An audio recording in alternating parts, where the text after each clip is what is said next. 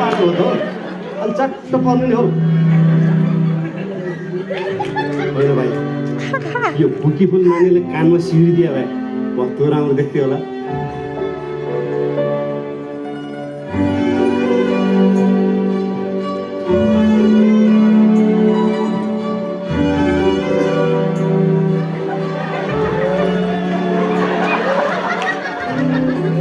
अन्तिम दिन हो आउनु पनि सक्छ नआउनु पनि सक्छ है रेडी है नानी बाबु अरे हौ सोल्टी नि सल्लाइ बेकार खाता भनेको त यता पो अनि तेरो पनि हतार छ भन्थिस् कस्तो हतार भनेको त उता सर अचानक भेटको